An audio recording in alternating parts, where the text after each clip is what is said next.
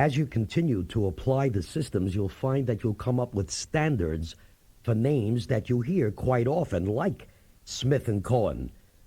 For Gordon, I always visualize a garden, and that's become a standard. That does make it easier and faster. It takes away a lot of the thinking time, although you're still being forced to think. So whenever you do meet a Mr. Smith, you'll visualize a blacksmith's hammer. When you meet a Mr. Cohen, you'll visualize that ice cream cone. When you meet Mr. Gordon, visualize the garden. I'll talk to you in a moment about how to apply that or associate that to the face. But you will be coming up with standards, and it's okay to use the same picture for the same name, even though you meet that same name when you meet 12 people at a time. There may be 5 Smiths in a group. You would still use a blacksmith's hammer. As a matter of fact, you could use it if the name is Schmidt, S-C-H-M-I-D-T, or Smythe.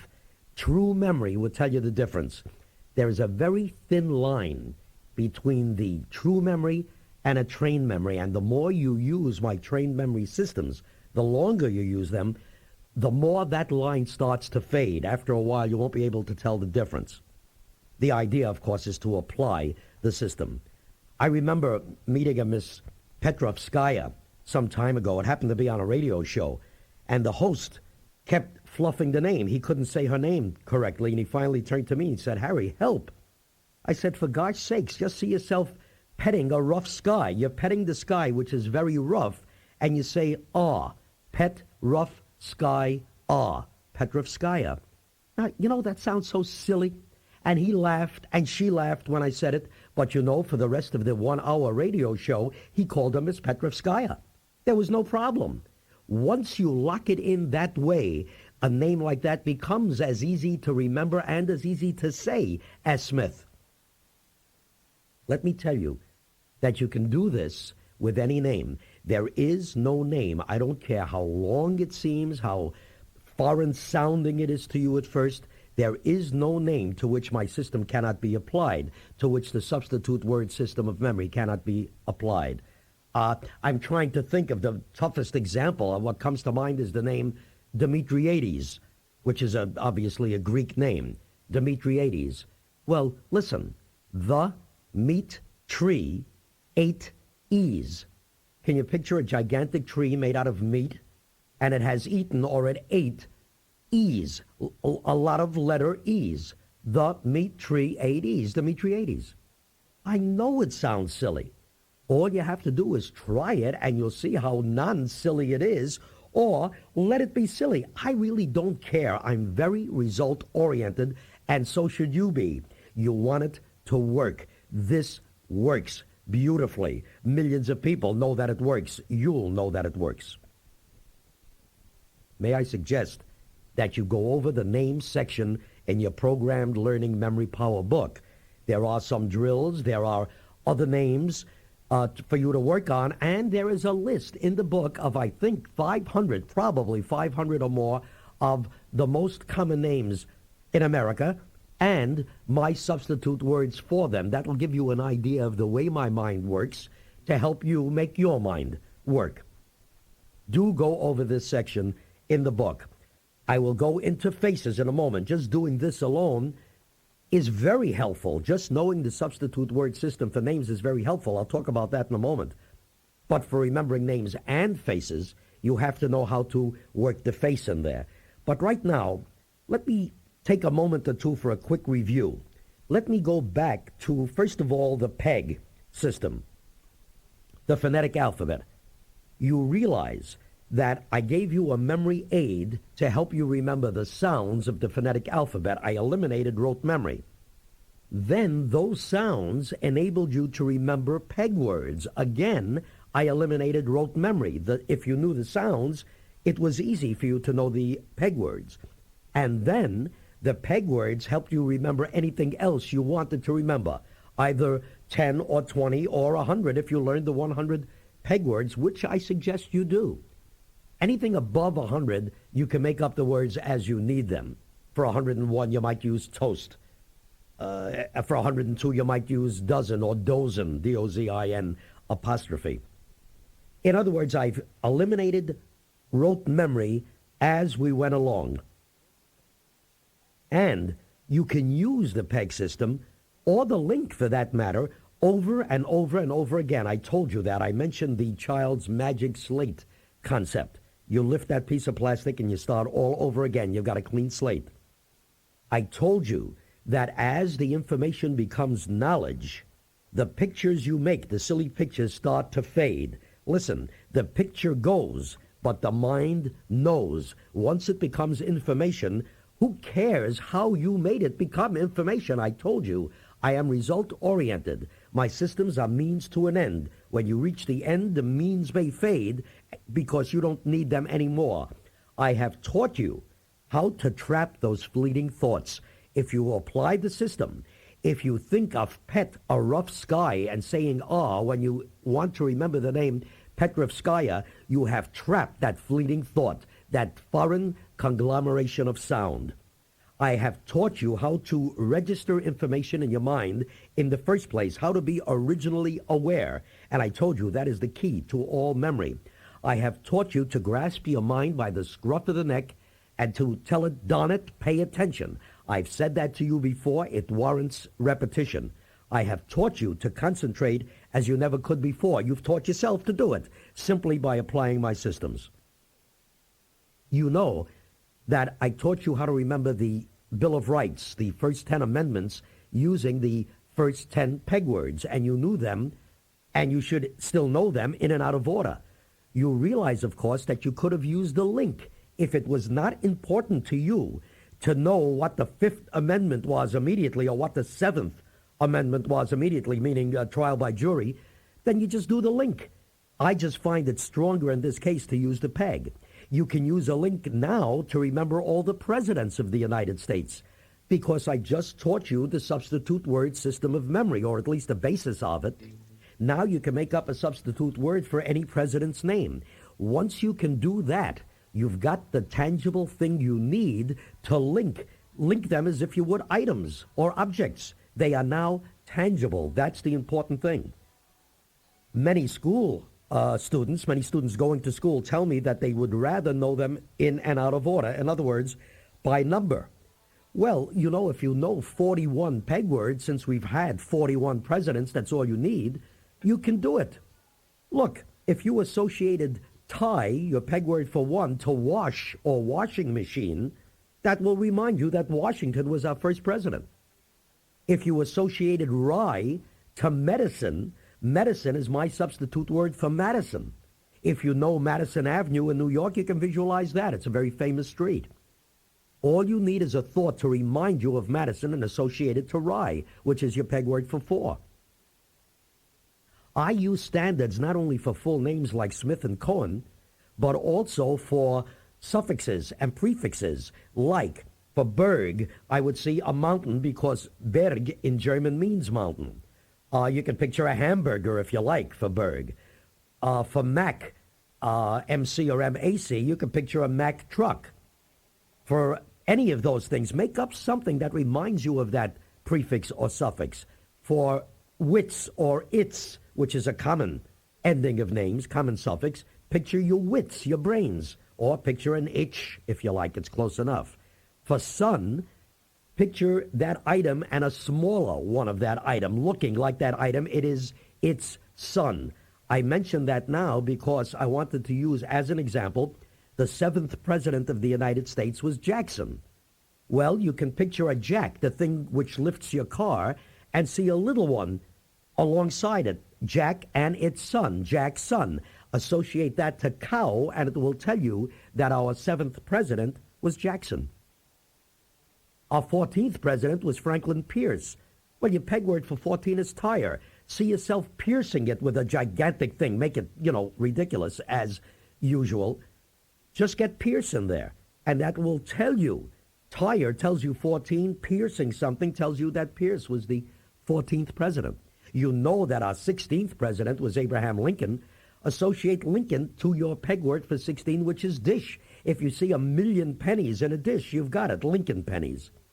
Did you know that Lincoln's vice president was named Hamlin, Hamlin? You know an easy way to remember that, and I'm sort of going off on a little tangent. All you need is Abraham Lincoln, the last 3 letters of his first name, and the first three letters of his last name, Abraham Lincoln. Ham Lin. Silly, but you'll never forget it probably. Our 30th president was Calvin Coolidge. Ledge is enough to remind me of that. 30 is mouse. See a mouse on a ledge, and perhaps it's being very cool. It's cold out there. He's on a cool ledge, the mouse is. Mouse is 30, cool ledge, Coolidge, easy enough. All the way to Rod, your peg word for 41, associate that to Bush, and you've got all the presidents. You can do it. This is mentioned in your programmed learning book, incidentally. Tell your children about it. Tell your school student friends about it. You may want to try it yourself if you're not a student. I'm telling you, and I've told you, and I want to tell you once more that you can use the link for this, but I feel the peg is stronger here. You can remember all 50 states the same way. You can remember the capitals of every state so easily. So easily. Maryland. Think of Mary landing. A girl by the name of Mary is landing, and see her landing on an apple. An apple is enough to remind you of Annapolis. The capital city of Maryland is Annapolis, not Baltimore. If you associate Michigan, mix again, to somebody landing and singing, land, sing, you'll know that the capital of Michigan is Lansing. It is that simple. You can do it with all the states. I just wanted to mention those few things. You know, I also mentioned showing off. I've mentioned that a few times. Again, it warrants repetition. That's a little more method to my madness, particularly for young people, because I just mentioned students and it made me think of it. That's a good way to get children interested in applying these ideas. Children love to show off. They love to be able to do something different or better than their fellow students or their little friends, boys or girlfriends. They'll use these ideas to show off, teach it to them. They will automatically start to apply it to their schoolwork, I guarantee it. Let them show off. You show off with it. Let's get to faces now. How in the world do we use that face? And we should use the face. I'll tell you why.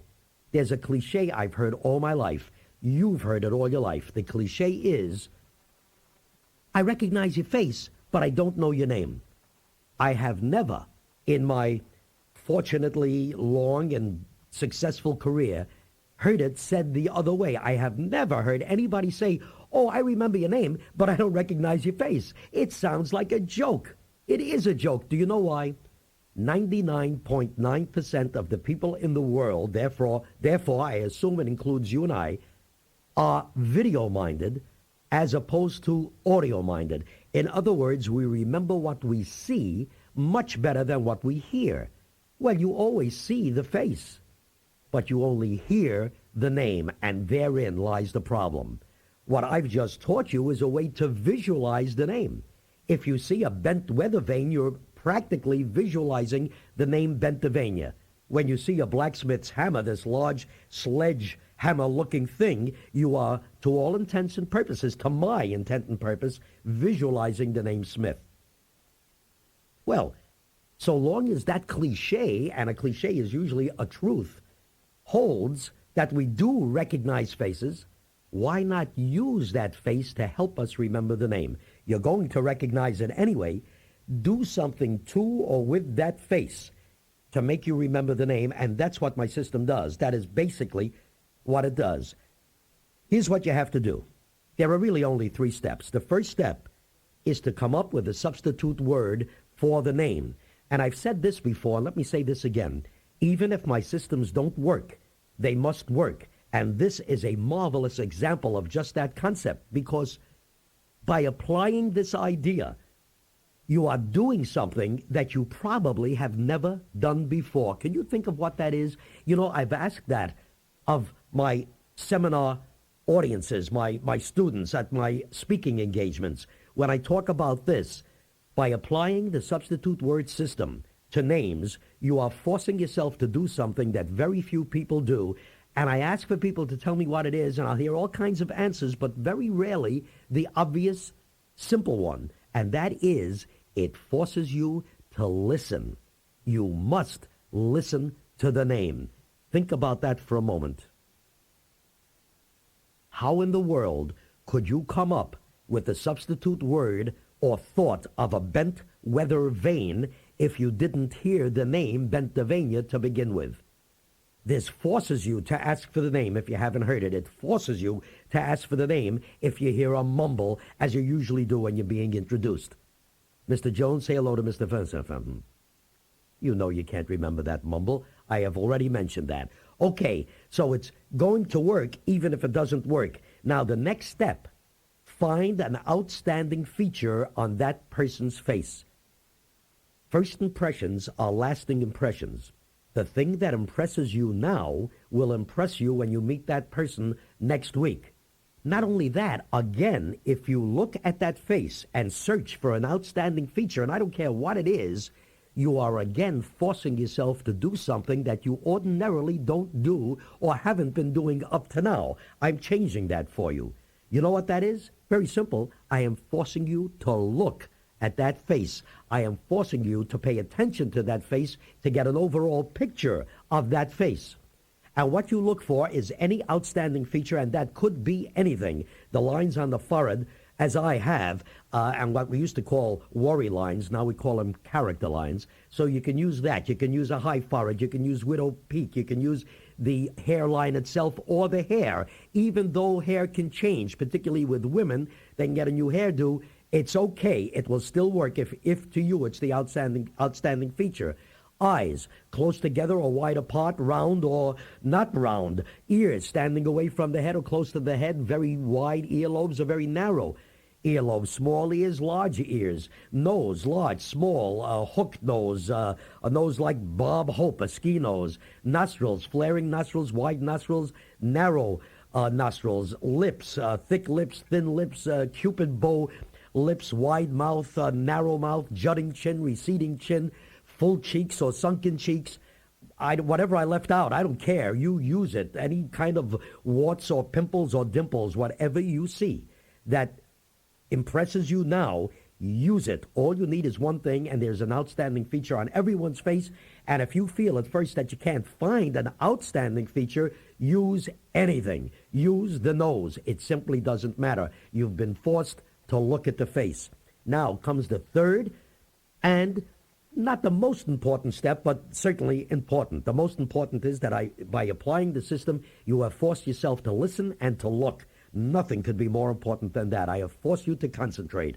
Now, do what I've taught you to do all along. Make a silly association between the two things you now have to associate. That is the substitute word for the name and the outstanding feature. So, if you meet a Mr. Puck Shiver, okay, I mentioned that name before, the hockey puck shivering, and he's got very high forehead, let's say. He has a very high forehead. See pucks, hockey pucks, flying out of that forehead, ripping that forehead apart. I told you, I get violent in my pictures because I'm a pacifist. And all those hockey pucks are shivering. Puck shiver. And you've associated that concept. You've actually seen it. You've associated it to his forehead. You've seen those hockey pucks shivering and coming out of his forehead. You might, if you want to, see the entire forehead being a shivering hockey puck. You meet a Mr. Rob Rum. He has a very large nose. That's what you select as the outstanding feature. See a bottle of rum instead of a nose, and you're robbing it. You're stealing it. That's all. Rob Rum. That's all you have to do. Now listen, try this idea. I talk about it in the programmed learning course. There are pictures for you to try. They are one-dimensional, but you'll find that you'll be able to do it. Try it. Do it. Try it the next time you're with a group. I'll make a very strong guarantee. Try it the next time you're with a group, and the first time you do, you'll remember 50% more names and faces than you ever did before. The second time you try it, you'll remember 75% more names and faces than you ever did before. And the third time you try it, you'll remember 100% more names and faces than you ever did before. I guarantee it. And there is, again, method to my madness. The only way you can prove me wrong is by trying it 3 times. What in the world do you have to lose? See, I know if you try it 3 times, it's going to work. That's what I'm trying to force you to do. And again, what have you got to lose? The worst that can happen is that you forget 1 or 2 names. Well, so what? You've been doing that all your life. Right? What difference does it make? Try it. You have absolutely nothing to lose. That's the important thing. Pick out an outstanding feature on the person's face. One of the questions I'm usually asked, and I kind of touched on it before, is, what do I do if I can't find an outstanding feature? Well, there always is one. We are not all Adonises. Somebody once said that it's the wonder of all men that with so many millions of people, there are no two faces alike. Not even among identical twins. I can always find a difference. Vive la différence, as they would say in French. So you can always find something, but make up your mind that if you feel you can't find something, use the nose all the time. After a while, you'll find that an outstanding feature will just jump at you. The important thing is that you are forcing yourself to look at that face. Listen and look.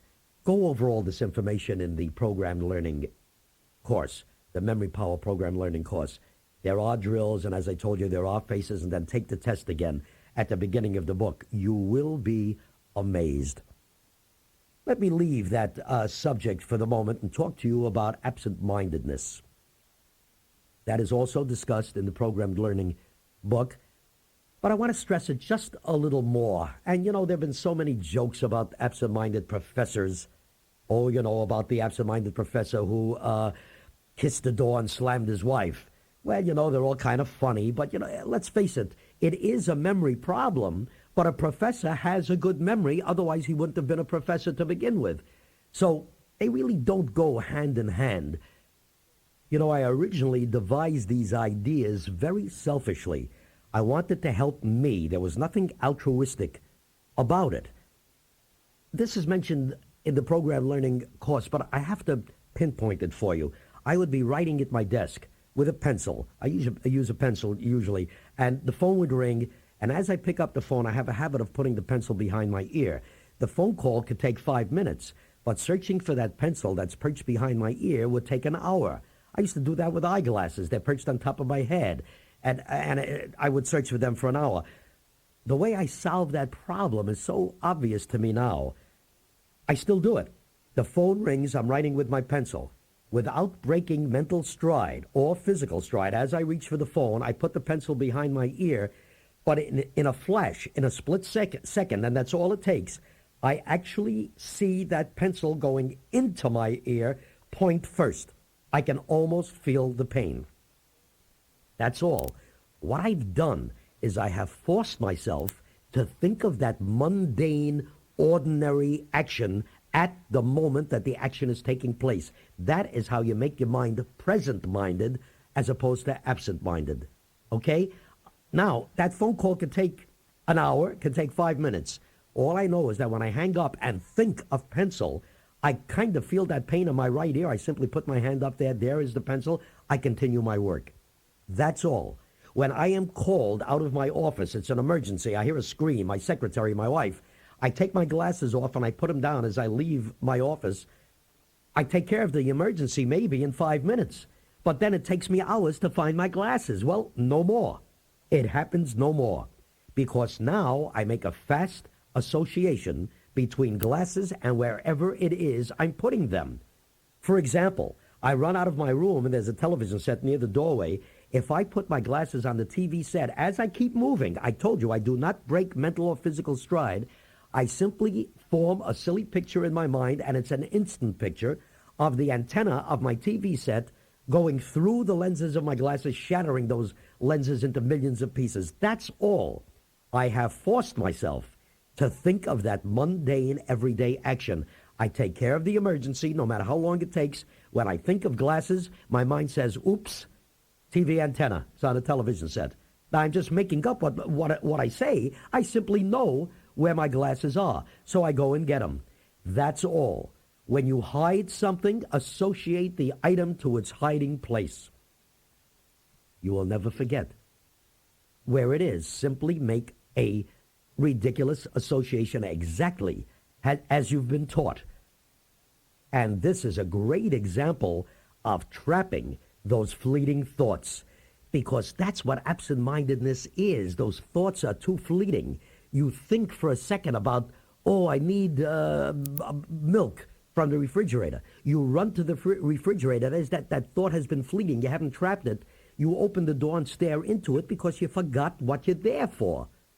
The next time you think of milk, refrigerator, you say, oh, I need milk. See gallons of milk pouring all over you, this white liquid pouring all over you. I assure you that when you get to the refrigerator and open the door, you'll simply take the milk and end the problem. The problem ceases to exist. I remember a lady in one of my classes years ago said to me, gee, you know, Mr. Lorayne, I have this big problem. I put a roast in the oven, and then I forget about it.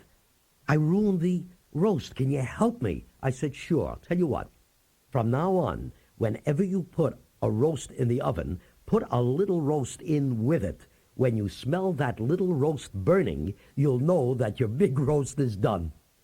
Now, you know, she laughed, I laughed, we all laughed. You know something? That would work. But with the price of meat today, you don't want to do that. So do something else to remind you. Now, there's the reminder principle. As soon as you put the roast in the oven, drop a pot holder in the middle of your kitchen floor and leave it there. You'll trip over it. You'll see it. You'll know. You'll be reminded that there is a roast in the oven. Your next question is, well, wait a minute. I put something in the oven and then I go to watch television. How will I see that pot holder? Very simple. Take it with you. Drop it on the floor in front of you. Hang it on the antenna. As long as you can see that pot holder or frying pan, if that's what you want to drop on the floor, just be careful you don't trip. You'll be reminded that you've got something in the oven. You have trapped that fleeting thought. Go over the section in the program learning book. It talks more about absent-mindedness, of course. And on the other side of this tape, I want to show you that you can visualize the letters of the alphabet, the ABCs. I'll talk to you soon.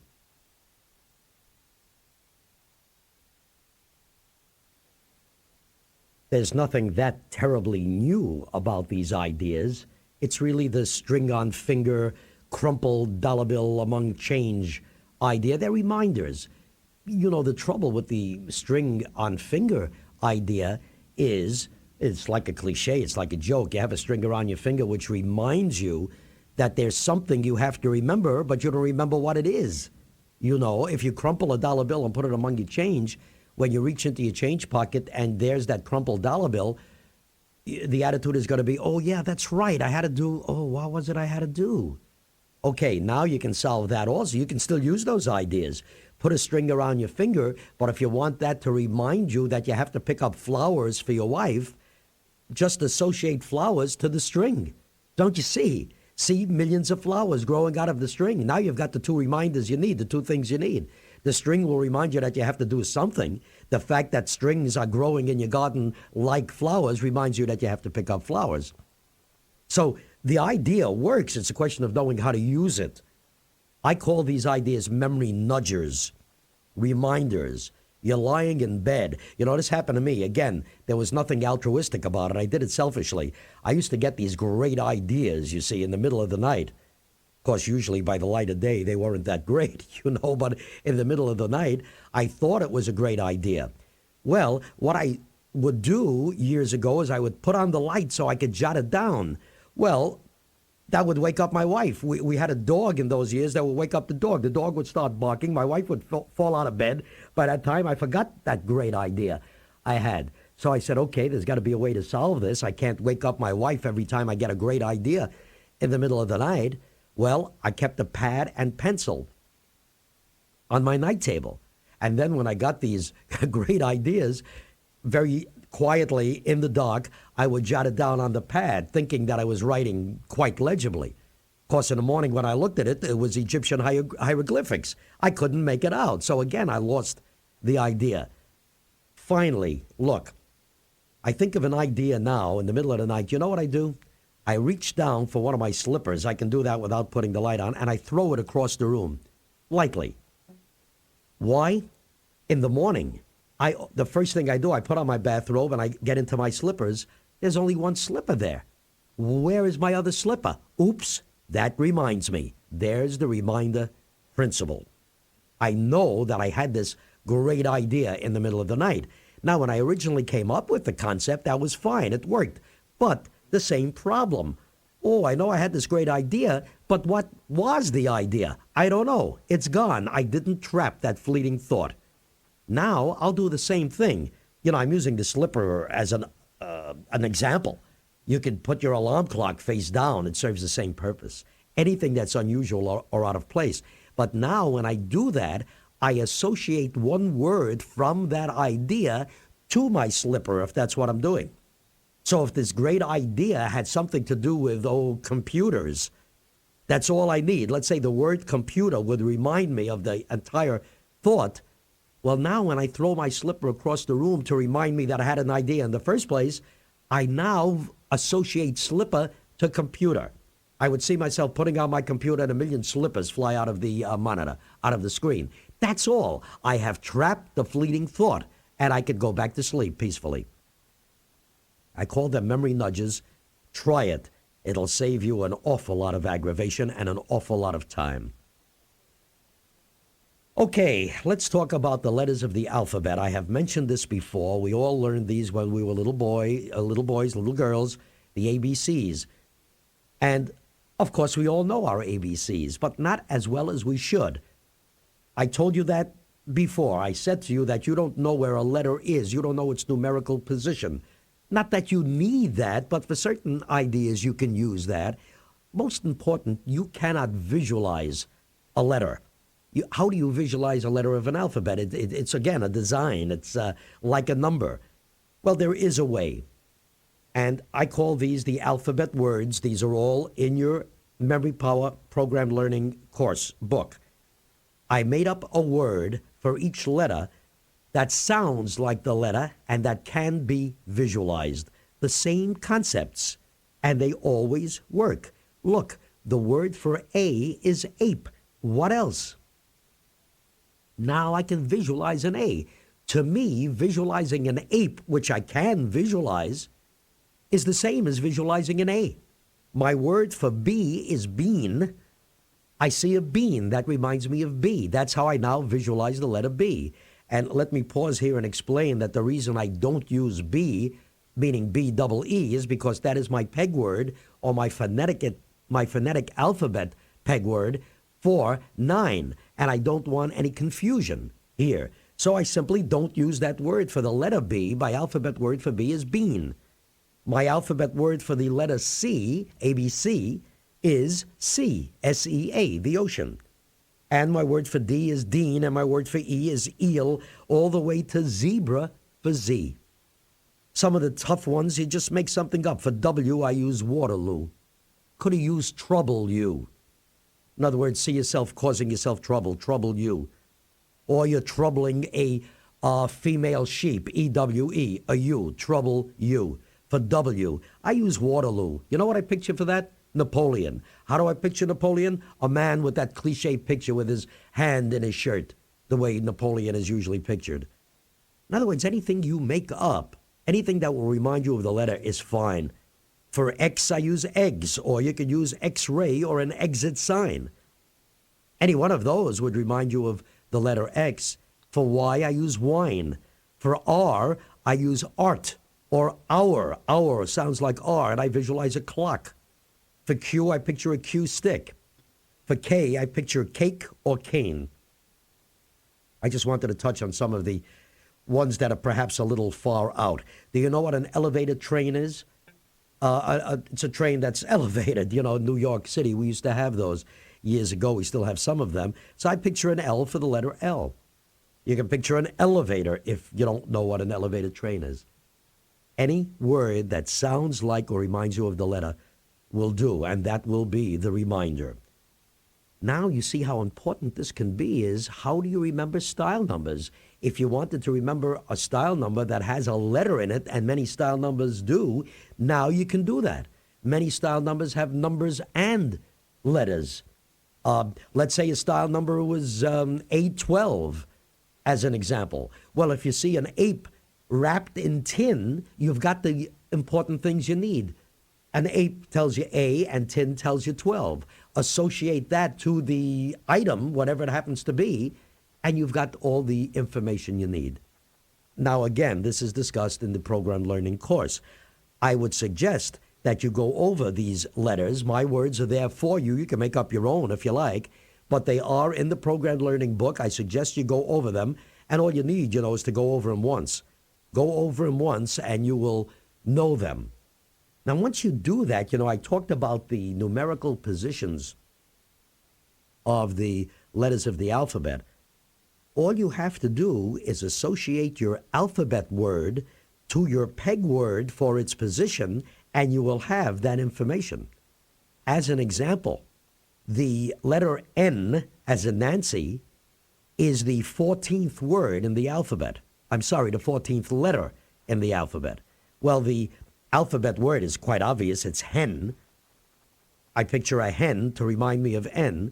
Associate that to tire, which is your peg word for 14, and you've got it. That's all. See hens on your car, 4 of them, large ones, instead of tires, if you like.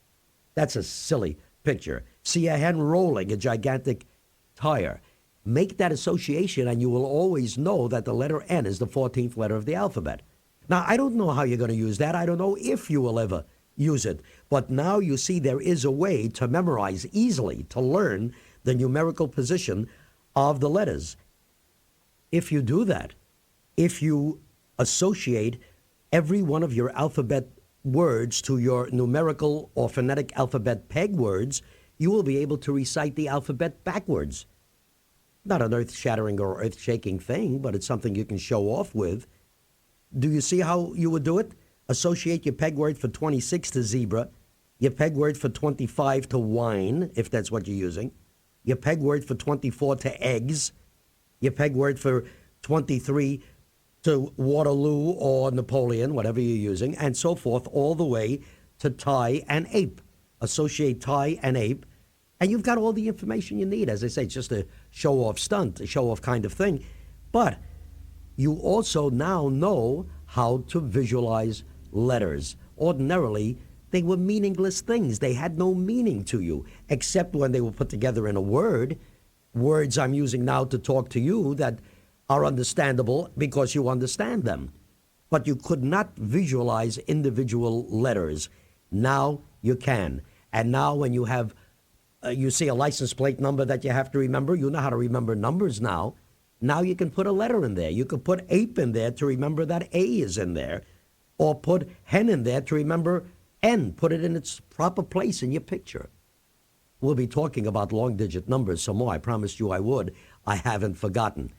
We will be talking more about how to utilize letters of the alphabet, particularly in equations and formulas. But before I go into that, I just want to tell you that the probably first association you ever heard in your life was in your very early grades when you were studying music. Even though you don't know music now or are not interested in music, you know that when your teacher was teaching you the treble clef or the music staff, and she said, you have to remember that the lines of the music staff are E, G, B, D, and F. She said, just remember the phrase, every good boy does fine. Everybody knows that. We still know it, no matter if it happened 50 years ago. And then she probably said that the spaces are F-A-C-E. Just think of the word face. You can use the same idea to lock in quickly the lines and spaces of the bass clef. That's G, B, D, F, A, and A, C, E, G. All you have to do is think of good boys do fine always, G, B, D, F, A, and all cars eat gas, A, C, E, G. Now, that's another way of utilizing letters of the alphabet. Many people use my systems to remember chord progressions. I don't want to go deeply into this, but as an example, and I want to use this because it is different ways here. There are different ways of using the letters. A C chord consists of the notes C, E, G. Now, how would you remember that? Well, the first thing you have to do is associate the word sea, that's the ocean, because that's what represents sea to you, and that will be C chord. Now you have to visualize that and associate it to C, E, G. You know how I did it originally? I associated C, the ocean, to a keg, meaning a beer keg, K-E-G. I know there's no K involved here. I know that represents C. That did it for me. But you can associate C to E, eel, and Gene, G. In other words, associate the C to an eel and a pair of jeans. If you see a gigantic eel wearing jeans in the C, that should do it. Every chord begins with the letter that it's named for, like the D chord begins with a D. So C chord, as soon as you visualize C, you know it begins with C. Just visualizing egg would do it for you. That would remind you of EG. But I want to show you how the alphabet words can be used. So eel and jean or jeans, the things you wear, would work. That's all there is to it. In the programmed learning book that you have, I show you how to use this to help you with your spelling. There is quite a good section on spelling in the Memory Power Programmed Learning course. Don't overlook it. And there you will see that I tell you if you have trouble, for example, with spelling the word insurance, you never know if that at the end is E-N-C-E or A-N-C-E. If that's one of your traps, if that's one of your spelling problems, see an ape selling insurance. And that tells you that that trap area is A, not E, because you visualized an ape, which stands for A, selling insurance. Well, if you know music, you'll be able to apply my systems. I know you will. You see, these ideas can be manipulated and twisted to fit your problems, to solve your problems. And it is very important for you to go over the spelling section in the Memory Power Programmed Learning book or course. Important for you if you're an adult, much more important for you if you're a student, or for you as an adult to make your children or nieces or nephews or grandchildren go over that section. Spelling, of course, is so important, and it is a memory problem. It's what I call persistence of error. We remember the errors. I want students to remember the right way to spell. Make sure they go over that section in the Memory Power Program Learning course. Now, you really want to show off? You remember when you learned the phonetic alphabet, I told you that there is much more you can do with it than just make up peg words? Well, the thing I was talking about is remembering or memorizing long-digit numbers. If you want to show off for your friends, make it look like you're a genius, apply the system to long-digit numbers. Now, this is taught very specifically and clearly, I believe, in the Programmed Learning course. But just let me take you through it once. Let's assume you want to remember this number. Just listen to it. Don't write it. 9949470276641. That's a 12-digit number. Now, you know ordinarily, before you started to listen to me or to read the Program Learning course, there's no way you would even attempt to remember that number. Now, work with me. I'm going to break these into groups of 3. Now, that's only for teaching purposes. You don't break numbers into any specific groups. You just use a word to cover as many digits as come to mind. For example, the first 3 digits are 994. Listen to the sounds. P, p, P, p, What comes to mind? Does a word come to mind? It did for me. Paper, pauper, piper. Any of those words could only transpose to 994. There's that concept again. There are no choices to make with my systems. If you know the phonetic sounds, and if you come up with a word that fits the number you want to remember, there are no more choices to make. All right, let's use paper, for example. You want to use pauper, fine. I mean, we're just doing this together. As long as the word fits, and pauper does, piper does, paper does. I have visualized paper in my mind. The P sound is 9, the next P sound is 9, and the last sound, the R, is 4. Visualizing paper is the same as visualizing 994. Now, let's go to the next 3 digits. They are 9, 4, 7. Listen to the sounds. B, G, or B, K. Brag, or brick, or break. Any one of those is good. Let's use brag, or at least I'll use brag. You use whichever you like. Brag could only transpose to 947. The B sound is 9, the sound is 4, the G sound is 7. That's fine, but wait a minute. How are we going to remember that after paper comes brag? Well, you know how to do that. You learned that's the very first thing I taught you. We're going to make a link. We're going to form a simple link. Associate paper to brag. That's all you have to do. Visualize a large sheet of paper bragging. That's all. Now, see the picture because I'll test you on this. Now let's go to the next group of three. 0, 2, 7. Listen to the sounds. S, g, or s, k. I hope you heard those. The word sing or sink or sank would do it. Any word that has those sounds, zing would do it. Zing went the strings of my heart, as an example. But I'm using sing only because it is not a noun, and I want you to see that it does work. I use that same word on another tape in the link. But now associate brag to sing. However you associated brag, picture somebody bragging, but the way he's bragging is not with normal talk, but he's singing. He's a braggart with singing. Do it any way you like. Associate brag to sing. Somebody is singing so great that he or she brags.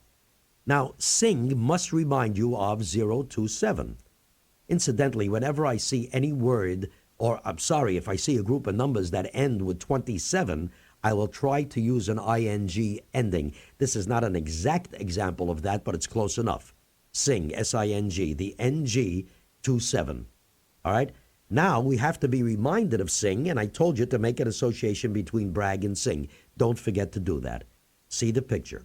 Let's go to the last group of three digits. 6, 4, 1. Listen to the sounds.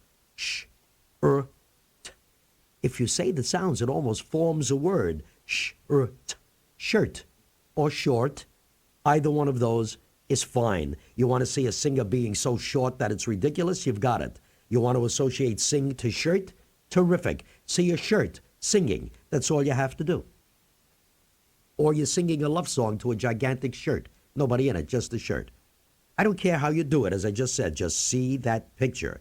Now, if you have formed this simple 4-item link, paper to brag, to sing, to shirt, you know the 4 words. That's easy. You've done it with many more words, but you know a 12-digit number. Now, let me prove that to you. If you've written these, please throw away the paper. Just listen. Do you know the first word of your link? You know, I told you on an earlier tape that I would show you how to remember the first item. You know now a definite way. Associate it to your peg word for number 1, tie, or associate the first word to yourself, always. That will always start you off on the proper word. Or start backward, as I did tell you, and where do you have to come? You have to come to the first word. Okay, if you haven't thought of it yet, and I'm sure you did, the word is paper. Well, transpose paper. Do it now. Do it with me. There's the p sound, which is what? 9, of course. Then there's another p sound. What is that? Yes, another 9. And then there's the sound. What digit is that? 4. You just thought or said 994. Now, what does paper remind you of? What other word does it remind you of? Okay, I know the one I used. I don't know what you used. I used brag. If you used brick or break, that's fine because they transpose to the same digits. Think of the b. What digit is that? Say it out loud. 9, yes. The next consonant sound is The R sound is what digit? 4, of course. And finally, the g sound, or if you used brick, it was the k sound. What digit is that? Say it out loud. 7. You just thought or said 947. So you went from paper to brag. 994 for paper, 947 for brag. And what word does brag remind you of? Yes, sing. Okay, think of the sounds. The s, the hissing sound is what? 0. The n sound is 2. The g sound is 7. 027. And sing reminds you of what? What's the word? Shirt. Transpose shirt. Shirt. 6, 4, 1. You just memorized the 12-digit number. Of course you did. You want to try something? What's the last word in your link? Shirt. Think of the sounds backwards and say the numbers backwards, or if you're home, write them. Because the last sound is t, that's 1. The sound after that going backwards is that's 4. And then there's the sh sound, that's 6. Shirt going backwards reminds you of sing. Put the digits down backwards. The g sound is 7, the n sound is 2, and then there's the s sound, that's 0. Sing reminds you of brag. Transpose the numbers backwards. The g, the the b, going backwards. That's 7, 4, 9. And finally, brag reminds you of paper. Do that backwards. The r sound is the last one. That's 4. And then you've got 2 p sounds. They're each 9. That's 9, 9. You just did that number backwards. Okay. There are other ways to do these things, of course. You could have started with baby for 9-9. Then you could have thought of roper, a baby being a roper. Then you could have thought of cows. Incidentally, in most cases, I didn't do it here. When you see a 0, and if you can think of a word in front of it, just pluralize, because pluralizing means adding the S, and that's always 0. You will fall into these standards as you apply the systems. Listen to this number now. 94836395390942727. Wow. Incroyable, as the French would say. Impossible. Forget it. Well, let's not forget it. Let's try to remember it. Listen. I'll break these into groups of 4, 3, 4, 3, 3. Listen. 9483. Perfume. Think of the word perfume that could only transpose to 9483. Associate perfume or link perfume to the word jump. See a gigantic bottle of perfume jumping. Jump, J-M-P 639. Associate jump to L-M-P-S. I hope you heard that. Let me verbalize it. L-M-P-S. Lamps. Associate jump to lamps. See more than one lamp. Pluralize more than one lamp. Millions of lamps jumping. You've associated jump to lamps. Be sure to see these pictures. Incidentally, if you're driving, keep your eye on the road. I don't want you to close your eyes while you're concentrating. Okay. Associate lamps to brain. B-R-N. That's 942. Brain. You can visualize a brain. You want to use bran instead, that's okay. Or burn. I'm using brain. Finally, associate brain to king. The opposite of queen. King. K-I-N-G. That's 727. Brain to king. You've made a quick link between or with perfume to jump, jump to lamps, lamps to brain, brain to king. Go over that in your mind. It's only 5 words, that's all. But look what you've done. Think of the first word. If you've just thought of perfume, simply transpose that. P is 9, is 4, F is 8, M is 3. Perfume leads you to what? Jump. Think of jump. J is 6, M is 3, P is 9. Jump makes you think of what? Lamps. 5390. Lamps makes you think of brain, B-R-N, 942. And finally, brain makes you think of king, that's 727. You just memorized the 17-digit number, and you could have done it faster, and I'll show you exactly how to know this number faster on the next tape, right at the beginning of the next tape.